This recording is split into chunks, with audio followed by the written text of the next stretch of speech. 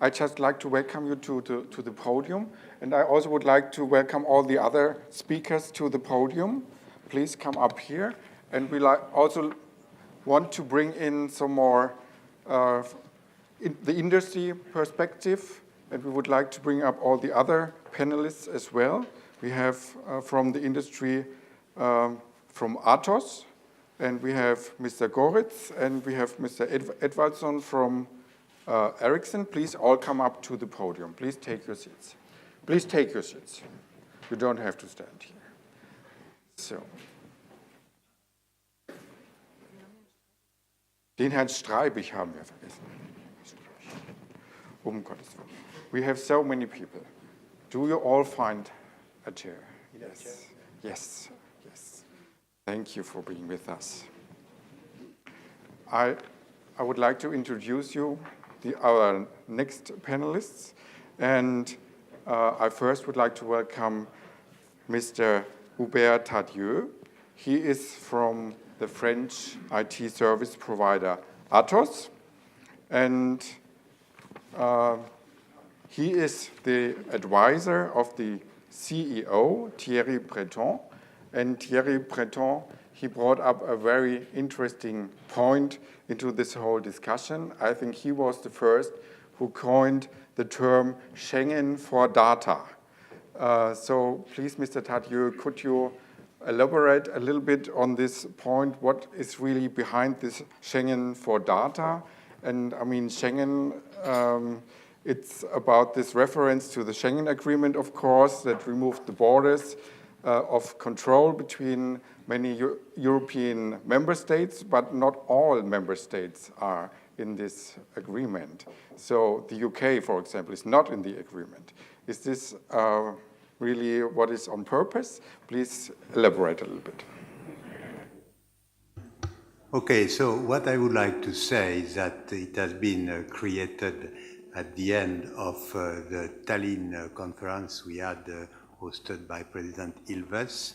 And the result of that work, which was very interesting, was that if we let things go the way they seem to go, we could finish with one cloud per country, okay, which was absolutely unacceptable. And then during this session, we have been tasked, some of us from SAP, from Atos, but also Michael Goris was with us thinking about that, Ken Ducatel, and at the breakfast the next day we were just wondering what is it we can push to try to explain that paradox that we do not want to see that the scale for cloud is every country, but on the other hand, we fully understand the difficulty of having all 28 countries together in the same scheme. Therefore, this idea of Schengen for data was proposed. It's two different things. One, which is an opt-in voluntary basis, that's one thing, but the other thing is to take the analogy of the Schengen, which is for the circulation of goods and people, and to show that really this thing has been created initially by 5 countries, and it took, if I remember well, 15 years for all countries to get there. Maybe we can get into a discussion, just one point, okay. Schengen may not be the most appropriate. I mean, we can also talk about enhanced cooperation, but no one understands what that is. The other point, however, is that in Schengen, and this is important for the analogies, Norway, for example, is in. Norway is also in the cloud group. So it does not have to be restricted simply to the European Union, but a country, a forward-leaning country that is willing to participate, that is not in the EU, can in fact participate.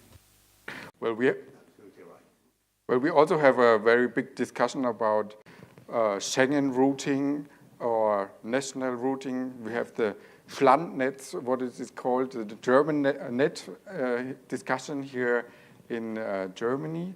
I would like to welcome Karl-Heinz Streibich. He is the CEO of the Software AG, and he is the co-chairman of the working group Innovative Public IT Services of the German National IT Summit. Do you also believe in this idea of a Schengen of data, or what is your vision of the cloud? My vision is the vision that we have defined here. I don't have a different vision, and especially the opt-in version, I think, is a brilliant idea, because forcing countries who are organized in a highly federal structure is impossible. So the opt-in version is great. We need really the common rules, data security. We need it as well in respect of the underlying law, because it doesn't help anything if we have the cloud and when we have the cloud, but there is not the legal prerequisite prepared that the public or private users can really use it. For that reason, this is what we are doing in our working group, and I'm very, very happy about the progress. I'm very grateful that Nelly Cruz has initiated that, because it must be initiated on a European level. And I'm very delighted about Mr. President's way of managing the group, the team, and getting everyone together, which is not an easy task, but he has done it very well. And therefore, I think this is really a historic initiative in overcoming a key deficiency we have in Europe. And that is the segmentation into 27 languages and 30 legal systems. We will not overcome the languages, but the legal system, I hope. So we need more harmonization. Do you have some points where the harmonization is needed most urgently or most badly? The harmonization is required in the full process, thinking end to end in using this cloud. That's it. It is impossible to make a list now of all the features and aspects and laws and everything. It must be a clearly defined end-to-end process to use it on a European basis, and then look end-to-end that everything is prepared, that all the roadblockers are gone. What role does the cloud play for your company? You have invested in a lot of companies, and you have bought companies like the US host provider Longchamp and several other companies. So what role does the cloud take? Software AG is, as the name said, in the software business, and we are in the business-to-business area. And innovation, fast, high-speed innovation is only possible through a good combination of your own development and acquiring companies. And also for that reason, we are faster up and running in bringing those companies to the market and making them successful when we have common rules, common standards, and so on. Therefore, everything that helps to harmonize a standard, to define a standard, to have common rules, common basis, common structure, helps tremendously in, as I said, overcoming our key and core deficit we have in Europe compared to the United States or the next emerging homogeneous market, China. Okay, let's switch to Dr. Michael Goritz. He is the CIO of the Daimler AG here, and also the Euro CIO, and he's another president of the ECP steering board. He is responsible for strategy planning and development of all IT systems, as well as the operation of all data centers and communication networks with Daimler. I have read that you once said, everything that needed to be said about the cloud has now been said. Let's get to business. Let's talk about your field. Yeah, thank you. Actually, you gave me a little bit too much honor. The president belongs to the Euro CIO and not to the steering board, which is obviously President Ilves who is chairing it. Actually, Euro CIO, I might share a word with this. The Euro CIO is a non-profit organization resembling 35 large European CIOs as an association, and also the the heads of the national CIO organizations. So our job is to represent to the public, to the suppliers, the interest of the professional IT users. The cloud has been around for a while, and there are tremendous benefits using the cloud, although there are some obstacles. We are here at the steering board to help the public to overcome these obstacles, because our legislation is lagging behind the technical potential. And therefore, on a private-to-private business, yes, we can draft contracts and we can find ways how to comply with laws and still have the benefits of the cloud. If I look to the public sector, to my left side, my colleague, I don't envy her, because she has very strictly to comply with all little details in the law, and this is not really compatible with the cloud. So what we have to get here our hands around is to adapt the legislation to the potential of the technology in order to make the synergy happen. Yes, last but not least, let's welcome our last member from the industry, Ulf Ewaldsen. He is Senior Vice President and CTO and Head of Group Function Technology at Ericsson, so in the mobile industry.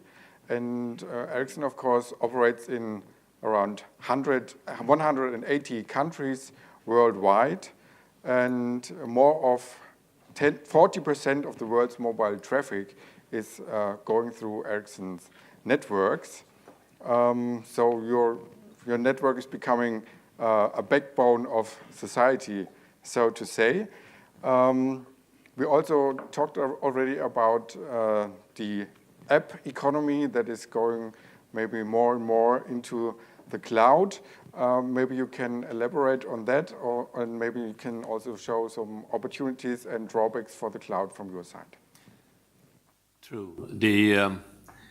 The development of cloud in parallel with broadband, which is also extremely important all over the world, and together with mobility, those three trends, we believe, are the biggest transformations technology-wise of both economies, economic development, and so forth, which was addressed by Vice President Cruz earlier, and which is extremely important. The traffic just in mobile systems have very shifted over all on the global scale completely to data. So they are all data-centric completely today. Voice service is where we started, and to go back to President Ilves' opening, when we did this in Europe, GSM, which was a European innovation and a European initiative based on standardization that drove something fantastic, which has now grown to 6.7 billion subscriptions worldwide. That phenomena is now becoming completely data-centric, and cloud, of course, in parallel with apps on phones and so forth, is one of the biggest developments in that area. But it will not stop there. We are, in the European Union frameworks, also discussing sustainable cities. We are discussing a number of different machine-to-machine communications. All of that will be cloud-based. I think the concern for Ericsson and our great opportunity to participate in the partnership program that we had the steering board for today is really to see that we can create a competitive edge in Europe to be part of that development, that it doesn't go to other parts of the world which are extremely strong public investments in these sectors. And then I'm thinking about China and the United States mainly. And I think here we will see that by, for instance, creating a shared data area in Europe and many other things on the legislation framework, which is today not keeping up with technology. In fact, these technologies are so powerful that they are way beyond legislation. And I think that's one part of the concerns which has to do with integrity and data security discussions and so forth now. So I think in Ericsson, we find ourselves in the middle of this. We are, as you say, we build a lot of infrastructure globally, and we see the fastest trends in the mobility and the broadband and the cloud that are transforming industry after industry and economy after economy. Mm. Do you think that it's possible to copy or to clone the huge success story of GSM and put it over to the cloud? Could this really be an example? We're certainly discussing one of the key components of GSM, which was a fairly good level of standardization and cooperation from the beginning between a number of member states and countries and industrial players. Europe is very good at that and has a very good history of doing so, differently from computer industry in general and so forth. If we can put some of that to play, combine it with the entrepreneurship of Europe, then I think certainly we have something that could be copied and also driven forward to a great success. Ms. Cruz, how do you judge the opportunity for cloning this? I couldn't agree more, but we are in a hurry. For the other ones are not waiting till we are ready. Mr. Evers? Well, I think when we all talk about a law, a legal framework in a sense of regulating and preventing things from happening. I think we should also look at law at a European level as an enabler. I'll give you one example that is a huge success for citizens. We have a law in my country that says the government may not ask you for some information more than once. What that means is that first of all, that stimulates the growth of the government cloud. And in fact, when you come and you want to do something with the government, it is the government's responsibility to come and use those data to make a decision. If you want to register a company in Estonia, you don't have to go and bring all of the massive paperwork showing that every board member has paid his taxes and is not a criminal. That is all the responsibility of the government. All you have to do is provide the identification of the board members, and so on. So in fact, legislation is not simply to say what you cannot do in the cloud, but if we have the right legislation, we can stimulate the growth of the cloud and make, for example, I mean, in my dealings with the European Commission, I mean, I'm constantly always I spend hours putting the same information in over and over again. So we should look upon the legal framework more broadly as also an enabler. Estonia is a leader in the digital realm and in e-government. How far has the cloud been uptaken in this realm? Are there some pilot projects? Or? Well, we don't have, no, they're not pilot, they're working. Okay. But the latest development right now is that we have reached what is fundamentally a political agreement to actually have a common data exchange layer with Finland. So in fact, that we will be sharing our clouds. Of course, this is driven by the issue of tax fraud and finance ministries on both sides. This is where social democrats are always very useful because they want revenue. Is that in fact we can access each other's, I mean, restricted people are able to access the databases in each other's clouds.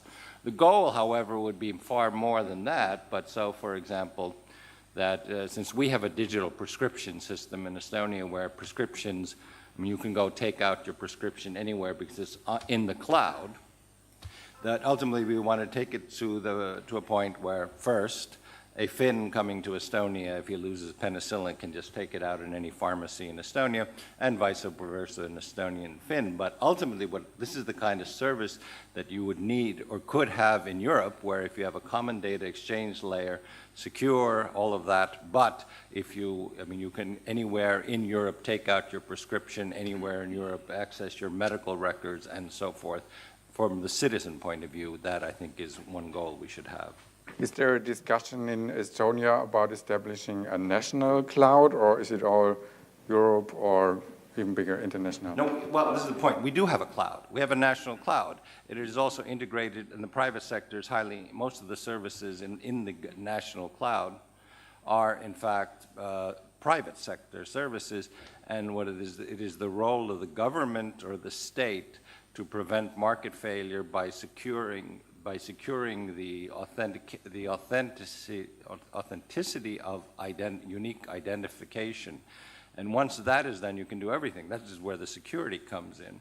In fact, we provide all citizens of Estonia as well as permanent residents of the country with a secure encryption service of RSA 2048, which means that the NSA can't read our mail if we want it, not if we want that. Well, actually, sometimes it's really good to look at what we really want to achieve. I mean, when we talk about the cloud, there are various aspects of it.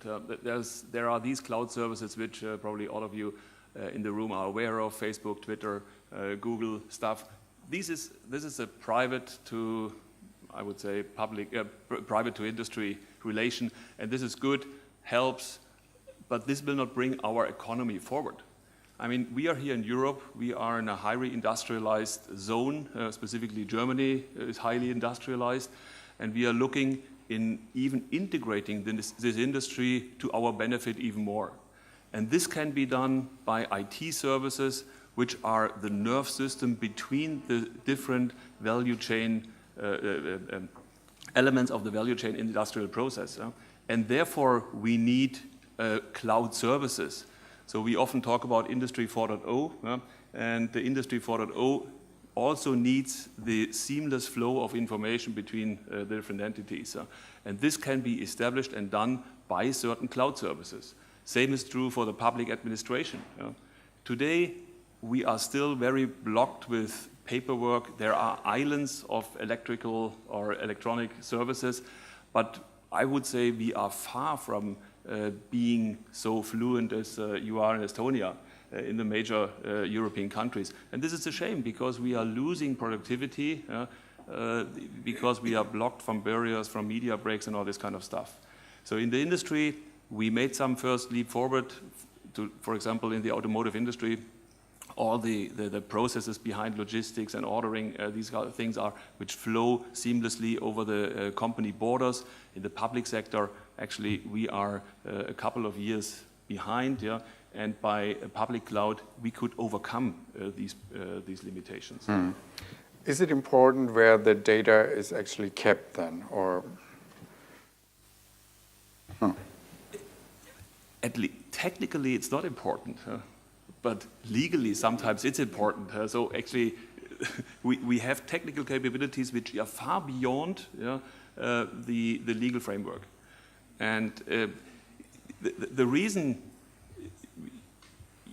we are still, as President Ilves mentioned it, we are in the IT space. We are still in the I would say in the early in the Middle Ages, where we had manufacturing. So everybody is doing his own little plumbing.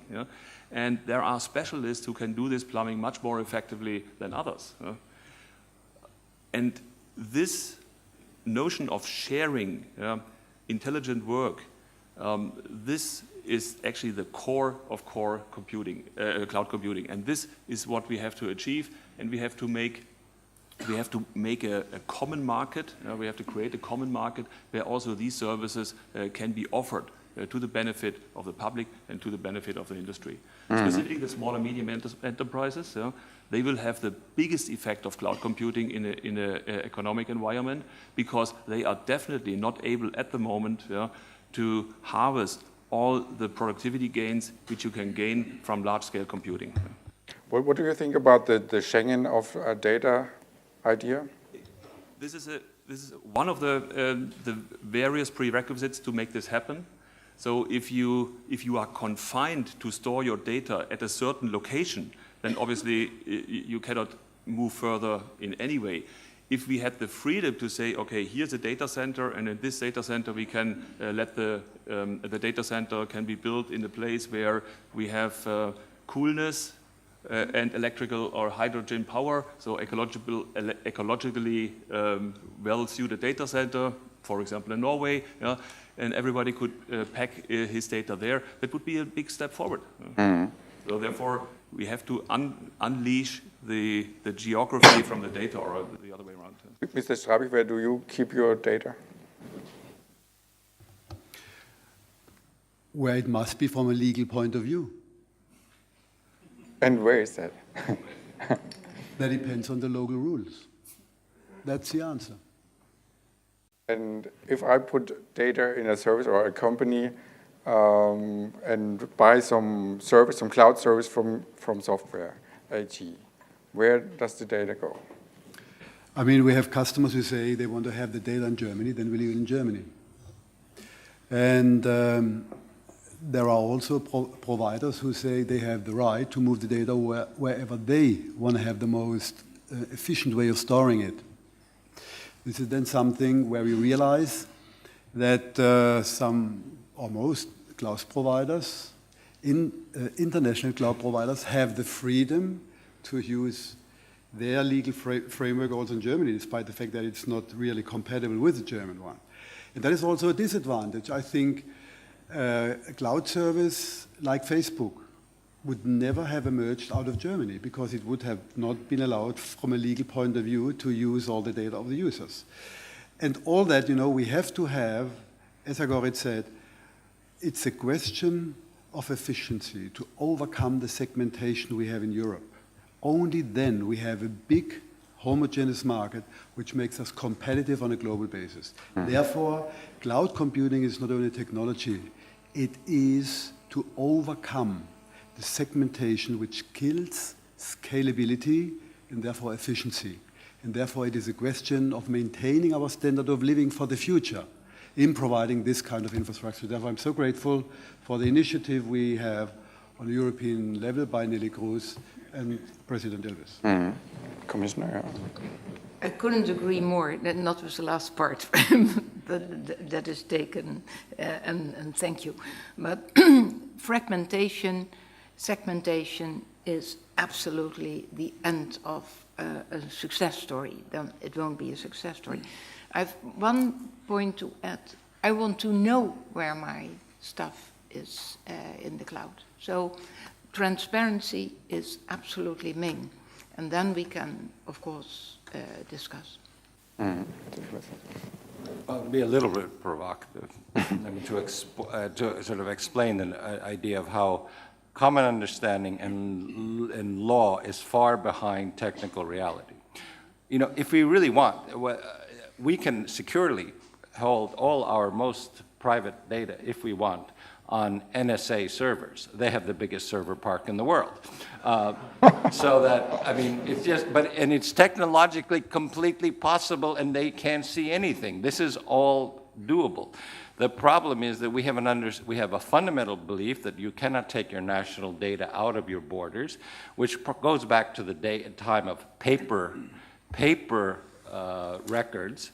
In fact, when we look at Fukushima, and the damage done there, we say that in fact it probably makes sense to hold your digital data also somewhere else. That is not because, I mean, so that in fact the more you store your data digitally, which we will be doing as countries more and more, the more it makes sense to have a backup somewhere else. If you're a big country, you can find something in your own country, somewhere inside the country, but if you're in Europe and you have seismologically active areas and you're going over to a completely digitalized record system, well then in fact you want to keep some of your records outside, because if you lose your data, as in Fukushima, some data were lost, then you're in trouble. So the thing is that what our concept of data security is lodged in the past. Our legislation is still lodged in the past, does not take into account the huge possibilities that have come about because of the mathematics and that has been developed in computer science, and we have to bring these together. So where something is located is much, much less important, but it assumes new importance perhaps with our reliance on technology that in fact then can be hit by an earthquake. Mr. Edvaldsen, what do you think about this idea of a Schengen for data? Is this, from your global perspective, is this really doable? I think from the communication industry, biggest point is to also create enough scale. Many of the operators in Europe, the mobile operators and the fixed operators of Europe, are looking for scale in any way. Today, the legislation is preventing them from really getting a scale advantage, honestly speaking. So records of subscriptions and records of data usage, etc., has to be nationally kept in many countries because of legislation. And that is, of course, one extremely big advantage just for the communication sector. Then they, secondly, also happen to be the one that provide all that connectivity that Vice President Kroes was talking about, which is another reason why they need that scale advantage to really be able to produce that. I think for the third point there, I think is for that scale is really going to benefit Europe from an R&D point of view. And public spending in the area of cloud, which is this conference is very much about, is also very much something about the IT sector of Europe and the scale in the IT sector of Europe, not only for small companies, but also big companies. And big investments has to be done in order to keep up with the kind of investments that are going on elsewhere in the world. So the steering board started its discussion just 1 year ago. So maybe who could point out what has been the main results so far, and maybe someone could also get a little bit more what action would be needed most urgently at the real future. Just maybe we just make a round for everybody with these 2 points. Matos? I believe, as it has been said by many of us, shared data area is a prerequisite for things to evolve. And I would like to insist on the fact that localization of data is less about technology, it's about enforcement of regulation. Courts are organized by local or government. Police is organized by local authorities. Therefore, if we have no way to enforce what we do as a regulation, forget it. Now, for the future, I believe something which was discussed, but I will leave the President and Vice President Kroes to say that. We do have already many examples of shared data area. President Ilves has shown very clearly that in between Estonia and Finland, there is de facto a first shared data area. I am very interested to see that in Scandinavia, for instance, regulation about financial data have been sorted out by authorization for any customer in Scandinavia to have their data in any other customer of Scandinavia. So we have plenty of examples which need to be pushed aside, to be pushed forward in such a way everyone understands the beauty of being able as a European citizen to do everything of life in any country in Europe. Mr. Edwardson, what has been accomplished, what needs to be done? I think the whole concept of the shared data area is extremely good and has now progressed very fast, unusually fast, as I've learned. And I think, today we discussed how to move even faster because it's urgent to keep up the speed. And secondly, also how the legal frameworks and the implementation can be expressed as well. So I think those 2 takeaways I got. Yes, Mr. Streibich. I can just repeat what had been said in respect of what has been achieved. I would say we know what we must propose. Point 1. Point 2, we have a clear timetable when we must complete the proposals and forward it to the Commission. And the third one is we are crystal clear and we have a unanimous opinion what has to be done, that it is key for the competitiveness of Europe. Mr. Ilves, something to add? Well, I think here I need to thank the Commission actually, because one thing is what we do, and I think that we have, as has been said, we all sort of have a very clear idea of where to go. But of course, we were picked from industry, government, and from the various sectors because we have an idea of where we should go. However, the political side of this is what will the member states decide? We have had a major step forward in the October Council, in which the October Council has actually agreed on very surprisingly short notice, that in fact cloud computing was an issue that we must deal with, and where we want to go and what we will accomplish. We are in media res, as it were, at the moment. But we want to have, by the time that this political round of 5 years is over, that at that time we have something accomplished. And this is what is really the crucial thing, is that we actually have agreement on the part of the member states by the time the mandate of the Commission is up, that we have something on paper to proceed with. Commissioner Kroes? I'm quite often thinking of an experience I had in my first term in office, and then I was responsible for the portfolio competition policy. And at a certain moment we were confronted, and I still remember it was during a weekend, with Northern Rock, the bank that fell down.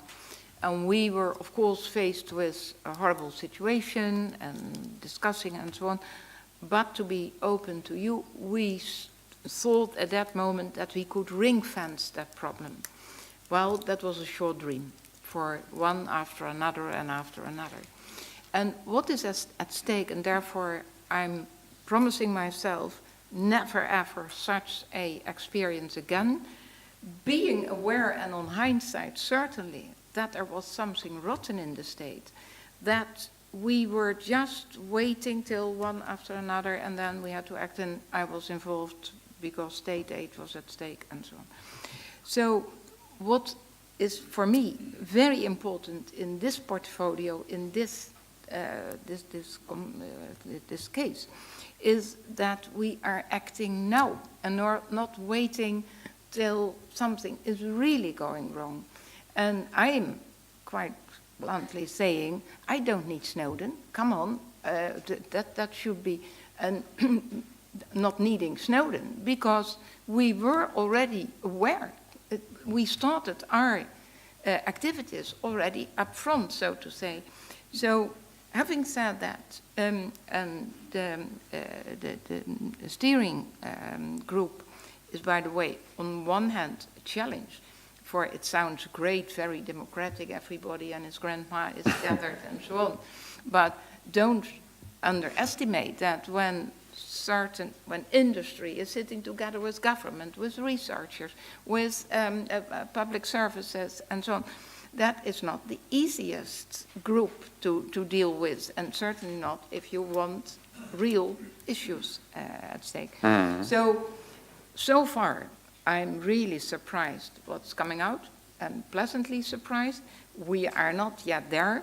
Time is not our friend for more than one reason. For also in the political scene, things are going to change next year, new parliament, and with expectations that, well, nobody can, well, you can of course think of, but sincerely hoping that that won't take, that the populistic movement will take over, a new commission and so on. And therefore it's so important, and it was said before, communication, that everybody is involved, and not only the groups that are gathered here, but that we are communicating. And I'm aware, and you certainly are, that also in the coalition debates now, this is an issue, and this should be dealt with. And it shouldn't only be dealt with. We are in favor for cloud, of course, I was against technology development, but that the consequences are also taken, and risk avoiding anyhow in the Brussels scene is quite to be recognized. And we can't avoid, so at a certain moment we have to make a step forward, otherwise we will be confronted later on in a very, very awful way. Okay. Ms. Rogan-Grote, do we have something? So I think everything that has to be said is said. Okay. But just one remark. I think we should see the chances and not only the risks. Okay, Mr. Gordon. Actually, to complement what my colleague said, in the steering board and actually in the preparation group, which has been meeting very often, we identified the elements which are important for enabling cloud computing. So one which has been mentioned often is data protection, and even some of our ideas influenced the European idea of harmonizing legislation on the data protection side. We talked about interoperability, we talked about certification to create a common trust level, and we talked about very little, or we referenced to technical standards. So in essence, now we have all the elements which are essential to enable cloud computing. In the next step, until next year, we want to bring these in the right order. So what can be achieved early? We want to do this first to enable first use cases, and then do the big, so slice the elephant in small pieces. Slices. One last point from the Commissioner. Sorry, certainly after this remark, it is not only connected, rightly said by you, by a couple of sectors, it's connected with our daily life. It is connected about how can we deal with a cost level where we can have the advantage. So it is indeed what you are saying, it is also taking the advantage, and you can't have 100% guarantee that that is. So we have to act now to give our citizens absolutely the best what can be done. Well, many thanks all of you for your thoughts. We have time for much more discussion the next 2 days. And thank you all for your awareness. We have a press conference now for members of the media and the press. And also we have a lunch break. There will be signs showing you where to go to the lunch. And I welcome you all back at 1:30 here in this room. One more.